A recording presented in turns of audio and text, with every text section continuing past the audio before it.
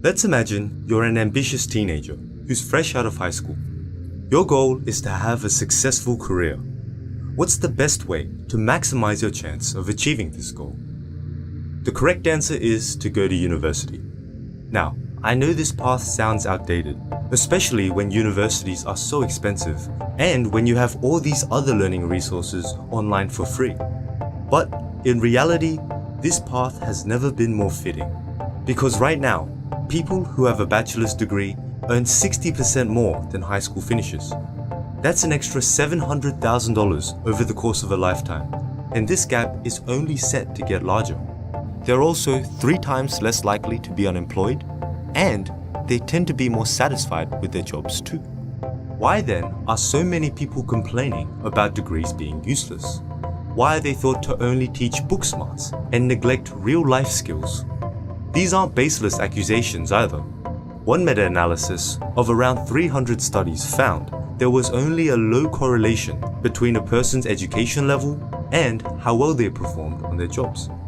So, is university worth it or not?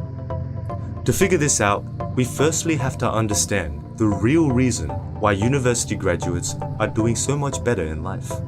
The universities would like you to think it's because students are taught skills which are valuable in the job market, but both anecdotally and empirically, this just isn't happening. For example, consider a degree in IT. One survey of around 40,000 programmers asked, "Where did you learn your skills?" And by far, the most common response was, "I learnt it myself," with 69% of people claiming to be either partly or fully self-taught. The next most common answer was on-the-job training, and only after did people acknowledge their bachelor in computer science. In fact, around 3/5 of programmers didn't even have an IT degree. Clearly, universities aren't that essential to the process of learning. Also, take a look at a degree in education. It's surprising that out of 170 studies, only 9% found that teachers with higher university education were better at teaching. The majority of them found no effect, and some of them even found a slightly negative effect. This means that both bachelor's and master's degree don't do much to improve the quality of teachers. Sure, there are exceptions. For example, teachers who've had more maths-related coursework are better at teaching maths. You can see this because their students score higher in math tests. But the same paper that said that found no such evidence for English, history, or science.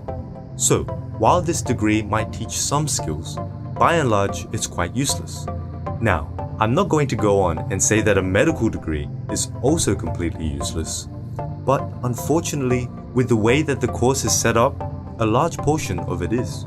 Specifically, that undergraduate degree you must complete before you enter medical school. This degree can be in any field you want, but to make the most of it, most students study biomedicine, so they have some sort of foundational knowledge. Some students, though, will get a degree in something completely unrelated, like film studies or political science. But in the end, whether you choose biomedicine or film study, it makes no difference. As research shows, both groups of students will score equally on their clinical exams by 3rd year. Both groups will also be scored equally by their supervisors during internship. In fact, getting a high GPA in undergraduate years is barely predictive of a student's later clinical skills in hospital. And yet, medical schools won't let you in unless you have one. So, once again, if these degrees aren't teaching you anything, what gives degree holders their huge advantage? The answer lies in signaling theory, a theory which won the 2001 Nobel Prize for Economics. It states that while a degree itself isn't worth a lot, what it signals to others is. See, a good recruiter knows that degrees are hollow and don't really prepare graduates for the job. But with potentially hundreds of applicants, they need a quick way to separate a good employee from a bad one. They can't use IQ unless they want to get sued. So they use the next best thing, a degree. Because even if they're useless, people who choose to attend university tend to be smarter in the first place. They're also probably more motivated for their career, more accustomed to deadlines, less likely to do drugs, harder working, and so on. And while this filter works, it creates a deeply flawed system. For the employers, one day an outstanding candidate is going to apply for the job and is going to get rejected simply because he didn't fulfill this superficial criteria.